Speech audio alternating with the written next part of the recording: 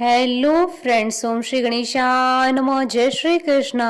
आप सभी का स्वागत है आपके अपने यूट्यूब चैनल पर। फ्रेंड्स, आज हम आपको इस वीडियो में बताने जा रहे हैं पद्म पुराण के अनुसार वैशाख मास महात्म्य के छठे अध्याय के बारे में। फ्रेंड्स, वीडियो शुरू करने से पहले आपसे रिक्वेस्ट है, अगर आप हमारे चैनल पर नए हैं और आपने अभी तक चैनल को सब्सक्राइब नहीं किया है तो प्लीज सब्सक्राइब कीजिएगा चैनल को, साथ ही प्रेस कीजिएगा बेल आइकन को, जिससे नए वीडियो से रिलेटेड नोटिफिकेशन आपको तुरंत प्राप्त हो सके। और वीडियो पसंद आने पर वीडियो को लाइक और शेयर जरूर कीजिएगा ताकि सभी भक्तों को इस वीडियो का लाभ प्राप्त हो सके। और कमेंट बॉक्स में जय श्री कृष्णा जरूर लिखिएगा। वैशाख मास महात्म सब प्रकार के विघ्नों का नाश करने वाले तथा सारी सृष्टि का पालन करने वाले श्री गणेश जी तथा ज्ञान की दाता श्री सरस्वती जी, सब पुराणों के कर्ता श्री व्यास जी तथा श्री गुरुदेव के चरण कमलों में नमस्कार करके भगवान की श्रद्धा और भक्ति रस में डूबे हुए वैशाख मास महात्म की कथा कहती हूँ। अध्याय छठा प्रारंभ। तुलसी दल और अश्वत्थ अर्थात पीपल वृक्ष की महिमा। ब्राह्मण ने पूछा, धर्मराज, वैशाख मास में प्रातः काल स्नान करके एकाग्रचित हुआ पुरुष भगवान माधव का पूजन किस प्रकार करे, आप इसकी विधि का वर्णन करें। धर्मराज ने कहा, ब्राह्मण, पत्तों की जितनी जातियां हैं उन सब में तुलसी भगवान श्री विष्णु को अधिक प्रिय है। पुष्कर आदि जितने तीर्थ हैं, गंगा आदि जितनी नदियां हैं तथा वासुदेव आदि जो जो देवता हैं, वे सभी तुलसी दल में निवास करते हैं। तो तुलसी सर्वदा और सब समय भगवान श्री विष्णु को प्रिय है। कमल और मालती का फूल छोड़कर तुलसी का पत्ता ग्रहण करें और उसके द्वारा भक्ति पूर्वक माधव की पूजा करें। उसके पुण्य फल का पूरा पूरा वर्णन करने में शेष भी समर्थ नहीं है। जो बिना स्नान किए देव कार्य या पितृ कार्य के लिए तुलसी का पत्ता तोड़ता है, उसका सारा कर्म निष्फल हो जाता है तथा वह पंचगव्य पान करने से शुद्ध होता है। जैसे हर्रे बहुतेरे रोगों को तत्काल हर लेती है, उसी प्रकार तुलसी दरिद्रता और दुख भोग आदि से संबंध रखने वाले से अधिक पापों को भी शीघ्र दूर कर देती है।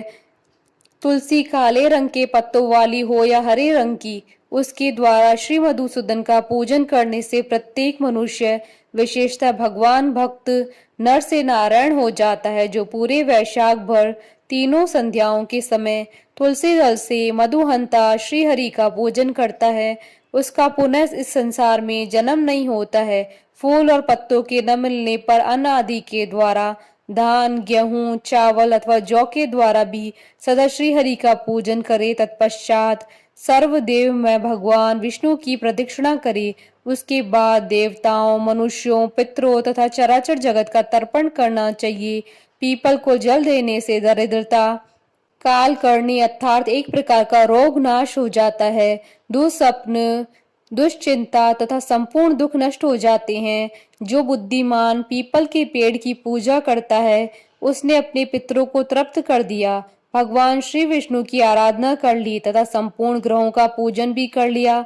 अष्टांग योग का साधन स्नान करके, पीपल के वृक्ष का सिंचन तथा श्री गोविंद का पूजन करने से मनुष्य कभी दुर्गति को प्राप्त नहीं होता है। जो सब कुछ करने में असमर्थ हो, वह स्त्री या पुरुष यदि पूर्वोक्त नियमों से युक्त होकर वैशाख की त्रयोदशी, चतुर्दशी और पूर्णिमा तीनों दिन भक्ति से विधि पूर्वक प्रातः स्नान करे तो वह सब पातकों से मुक्त होकर अक्षय स्वर्ग का उपभोग करता है। जो वैशाख मास में प्रसन्नता के साथ भक्ति पूर्वक ब्राह्मणों को भोजन कराता है तथा 3 रात तक प्रातः काल एक बार भी स्नान करके संयम और शौच का पालन करते हुए श्वेत या काले तिलों को मधु में मिलाकर 12 ब्राह्मणों को दान देता है, उन्हीं के द्वारा स्वस्ति वाचन कराता है तथा मुझ पर धर्मराज प्रसन्न हो, इस उद्देश्य से देवताओं और पितरों का तर्पण करता है, उसके जीवन भर की किए हुए पाप तत्काल नष्ट हो जाते हैं। जो वैशाख की पूर्णिमा को मणिक अर्थात मटका, जल के घड़े, पकवान तथा स्वर्णमय दक्षिणा दान करता है, उसे अश्वमेघ यज्ञ का फल मिलता है। वैशाख महात्म के संबंध में अब मैं 3 प्रेतों के उद्धार की कथा कहता हूँ। वैशाख महात्म के विषय में प्राचीन इतिहास भी कहा गया है, जिसमें एक ब्राह्मण का घने वन के भीतर प्रेतों के साथ संवाद हुआ था। मध्य प्रदेश में एक धन शर्मा नामक ब्राह्मण रहता था। उसमें पाप का लेश मात्र भी नहीं था। एक दिन वह कुछ शादी के लिए वन में गया। वहां उसने अद्भुत बात देखी। उसे 3 महाप्रेत दिखाई दिए जो बड़े दुष्ट और भयंकर थे। धन शर्मा उन्हें देखकर डर गया। उन प्रेतों के केश ऊपर को उठे हुए थे, लाल लाल आंखें, काले काले दांत और सूखा हुआ उनका पेट था। धन शर्मा ने पूछा, तुम लोग कौन हो? यह नारकी अवस्था तुम्हें कैसे प्राप्त हुई? मैं भय से आतुर और दुखी हूँ, दया का पात्र हूँ, मेरी रक्षा करो। मैं भगवान विष्णु का दास हूँ। मेरी रक्षा करने से भगवान तुम लोगों का भी कल्याण करेंगे। भगवान विष्णु ब्राह्मणों के हितैषी है। मुझ पर दया करने से वे तुम्हारे ऊपर संतुष्ट होंगे। श्री विष्णु का अलसी के पुष्प के समान श्याम वर्ण है। वे पीताम्बरधारी है। उनका नाम श्रवण करने मात्र से सब पापों का क्षय हो जाता है। भगवान आदि और अंत से रहित, शंख चक्र गदा और धारण करने वाले, अविनाशी, कमल के समान नेत्रों वाले तथा प्रेतों को मोक्ष देने वाले हैं। यमराज कहते हैं, ब्राह्मण भगवान विष्णु का नाम सुनने मात्र से वे पिशाच संतुष्ट हो गए। उनका भाव पवित्र हो गया। वे दया और उदारता के वशीभूत हो गए। ब्राह्मण के कहे हुए वचन से उन्हें बड़ी प्रसन्नता हुई। उनके पूछने पर वे प्रेत इस प्रकार बोले। प्रेतों ने कहा, विप्र, तुम्हारे दर्शन मात्र से तथा भगवान श्री हरि विष्णु का नाम सुनने से हम इस समय दूसरे ही भाव को प्राप्त हो गए हैं। हमारा भाव बदल गया है। हम दयालु हो गए हैं। वैष्णव पुरुष का समागम निश्चय ही पापों को दूर भगाता है, कल्याण से संयोग कराता है तथा शीघ्र ही यश का विस्तार करता है। अब हम लोगों का परिचय सुनो। यह पहला कृत्यघ्न नाम का प्रेत है। इस दूसरे का नाम विदेवत है तथा तीसरा मैं हूँ। मेरा नाम अवैशाख है। मैं तीनों में अधिक पापी हूँ। इस प्रथम पापी ने सदा ही कृत्यघ्नता की, अतः इसके कर्म के अनुसार इसका नाम कृत्यघ्न पड़ा। ब्राह्मण यह पूर्व जन्म में सुदास नामक द्रोही मनुष्य था, सदा कृत्यघ्नता किया करता था। उसी पाप से यह इस अवस्था में पहुंचा है। अत्यंत पापी, धूर्त तथा गुरु और स्वामी का अहित करने वाले मनुष्य के लिए भी पापों से छूटने का उपाय है, परंतु कृत्यघ्न के लिए कोई प्रायश्चित नहीं है। इस दूसरे पापी ने देवताओं का पूजन किए बिना ही सदा अन्न भोजन किया। इसने गुरु और ब्राह्मणों को कभी दान नहीं दिया, इसलिए इसका नाम विदेवत हुआ। यह पूर्व जन्म में हरिवीर नाम से विख्यात राजा था।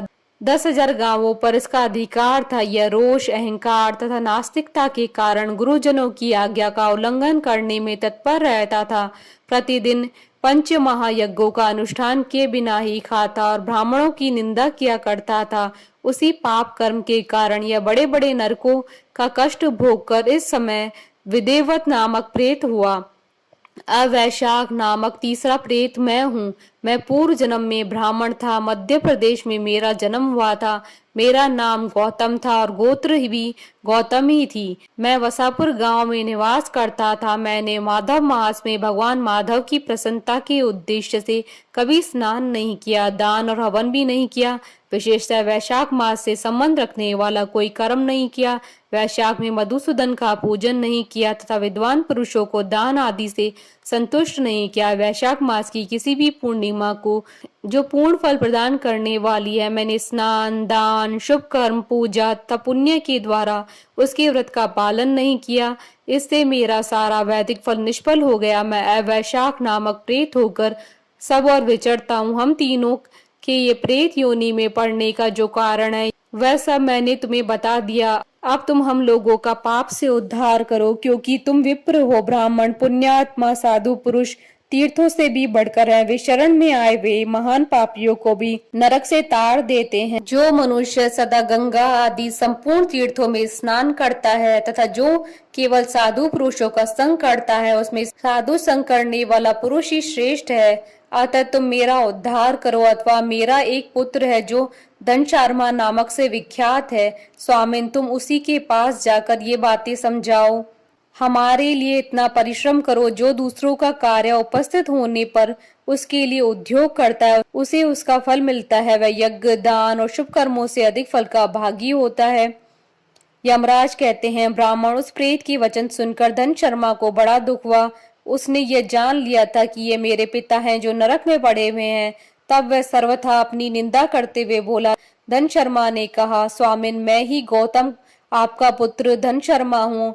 मैं आपके किसी काम न आया। मेरा जन्म निरर्थक है। जो पुत्र आलस्य छोड़कर अपने पिता का उद्धार नहीं करता, वो अपने को पवित्र नहीं कर पाता है।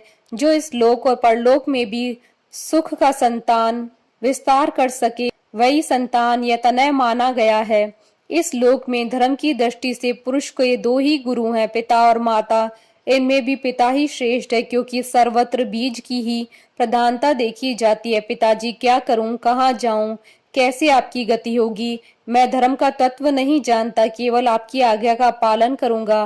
प्रेत बोला, बेटा घर जाओ और यमुना में विधि पूर्वक स्नान करो। आज से 5वें दिन वैशाख की पूर्णिमा आने वाली है, जो सब प्रकार की उत्तम गति प्रदान करने वाली है तथा देवता और पितरों की पूजन के लिए उपयुक्त है। उस दिन पितरों के निमित्त भक्ति पूर्वक तिल मिश्रित जल और जल का घड़ा, अन्न और फल का दान करना चाहिए। उस दिन जो श्राद्ध किया जाता है वह पितरों को 1000 वर्षों तक आनंद प्रदान करने वाला होता है।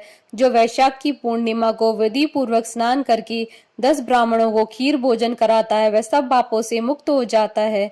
जो धर्मराज की प्रसन्नता के लिए जल से भरे हुए 7 घड़े दान करता है, वह अपनी 7 पीढ़ियों को तार देता है। बेटा, त्रयोदशी, चतुर्दशी तथा पूर्णिमा को भक्ति परायण होकर स्नान, जप, दान, होम और श्री माधव का पूजन करो और उससे जो फल हो हम लोगों को समर्पित कर दो। ये दोनों प्रेत भी मेरे परिचित हो गए हैं, अतः इनको भी इसी अवस्था में छोड़कर मैं स्वर्ग नहीं जा सकता। इन दोनों के पाप का भी अंत आ गया है। यमराज कहते हैं, ब्राह्मण, बहुत अच्छा कहकर वह श्रेष्ठ ब्राह्मण अपने घर गया और वहां जाकर उसने सब कुछ उसी तरह किया। वह प्रसन्नता पूर्वक परम भक्ति के साथ वैशाख स्नान और दान करने लगा। वैशाख की पूर्णिमा आने पर उसने आनंद पूर्वक भक्ति से स्नान किया और बहुत से दान करके उन सबको पृथक पृथक पुण्य प्रदान किया। उस पवित्र दान के संयोग से वे सब आनंद मग्न हो विमान पर बैठकर तत्काल ही स्वर्ग को चले गए। ब्राह्मणों में श्रेष्ठ धन शर्मा भी श्रुति, स्मृति और पुराणों का ज्ञाता था। वह चिरकाल तक उत्तम भोग भोग कर अंत में ब्रह्मलोक को प्राप्त हुआ था। यह वैशाख पूर्णिमा परम पुण्यमय और समस्त विश्व को पवित्र करने वाली है। इसका महात्म्य बहुत ही बड़ा है, अतः मैंने संक्षेप में इसका मतलब बता दिया। जो वैशाख मास में प्रातः काल स्नान करके नियमों के पालन से विशुद्ध हो भगवान मधुसूदन की पूजा करते हैं, वे ही पुरुष धन्य है, वे पुण्यात्मा है तथा वे ही संसार में पुरुषार्थ के भागी है। जो मनुष्य वैशाख मास में सवेरे स्नान करके संपूर्ण यम नियमों से युक्त हो भगवान लक्ष्मीपति की आराधना करता है, वह निश्चय ही अपने पापों का नाश कर डालता है। जो प्रातः काल उठकर श्री विष्णु की पूजा के लिए गंगा जी के जल में डुबकी लगाते हैं, उन्हीं पुरुषों ने समय का सदुपयोग किया है। वे ही मनुष्य धन्य है तथा पाप रहित है। वैशाख मास में प्रातः काल नियम युक्त हो मनुष्य जब तीर्थ में स्नान करने के लिए पैर बढ़ाता है, उस समय श्री माधव के स्मरण और नाम कीर्तन से उसका एक एक पग अश्वमेघ यज्ञ के समान पुण्य देने वाला होता है। श्री हरि के प्रियतम वैशाख मास के व्रत का यदि पालन किया जाए तो यह मेरु पर्वत के समान बड़े उग्र पापों को भी जलाकर भस्म कर डालता है। विप्रवर, तुम पर अनुग्रह होने के कारण मैंने यह सब प्रसंग संक्षेप में तुम्हें बता दिया।